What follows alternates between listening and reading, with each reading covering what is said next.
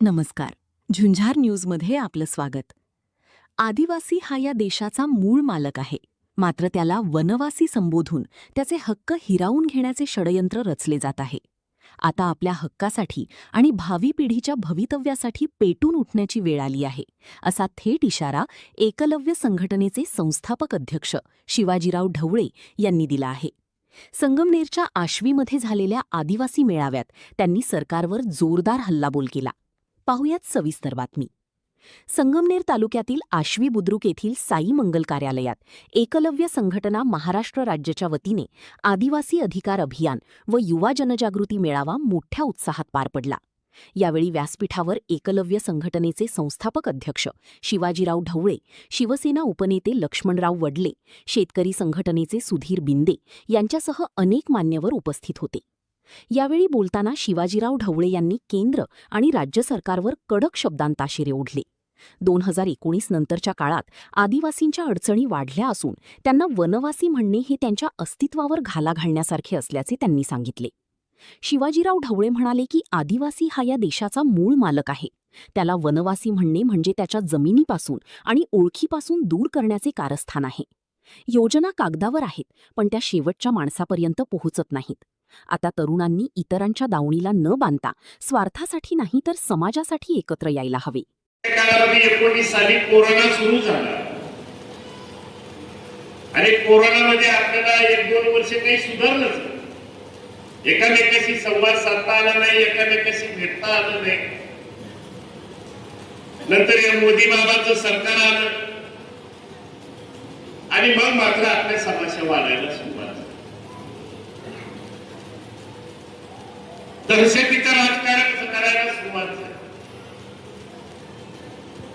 आदिवासीला वनवासी करण्याचं षडयंत्र मोठ्या प्रमाणामध्ये त्या काळामध्ये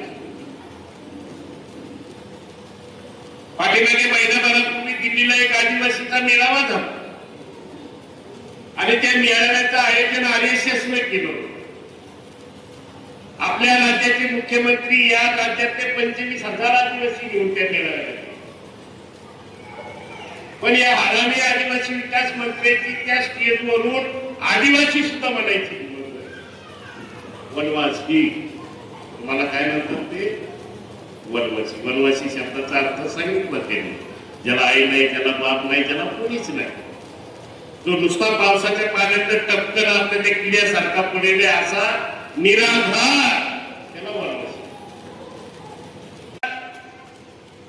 याच्याशी बांधिलकी असणारे नाही, हे सगळे संधी साधू आहे आणि धर्मशील म्हणताय. पिढ्याला पिढ्या बसून खाते, यांच्या हाताला पिढ्या बसून खाते, एवढी संपत्ती यांच्याकडे अनैतिक मार्गाने मिळवली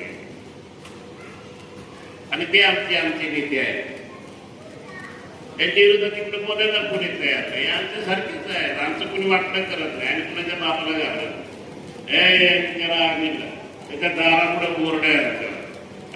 आमच्या गावात कोणी बोर्डावर लावू शकत नाही. मी लावणार माझ्या बोर्डाला जो हात लावणार त्याला वाड्यावर त्याच्या घरात घुसून मारणार. अजून मला करणार आहे. आमची बरोबर नाही. तिकडे कोपऱ्याला. कार्यक्रमाला 2 तास उशीर झाला असतानाही आश्वी परिसरातील आदिवासी बांधव, महिला आणि तरुण मोठ्या संख्येने उपस्थित होते. कार्यकर्त्यांचा हा जनसागर पाहून संघटनेची ताकद पुन्हा एकदा अधोरेखित झाली आहे.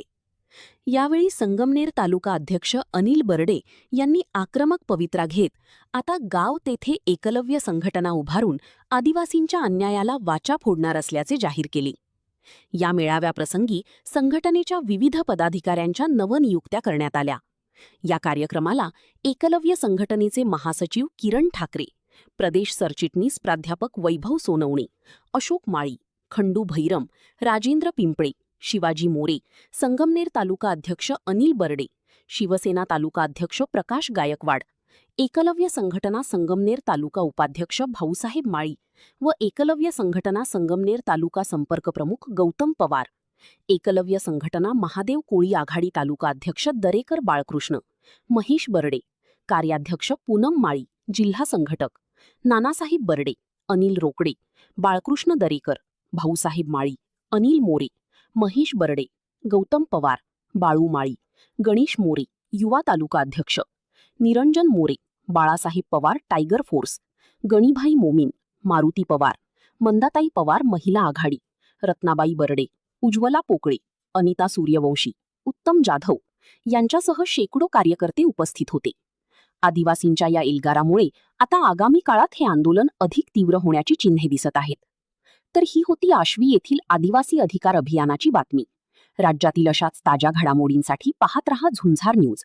लाईक व सबस्क्राईब करा. धन्यवाद.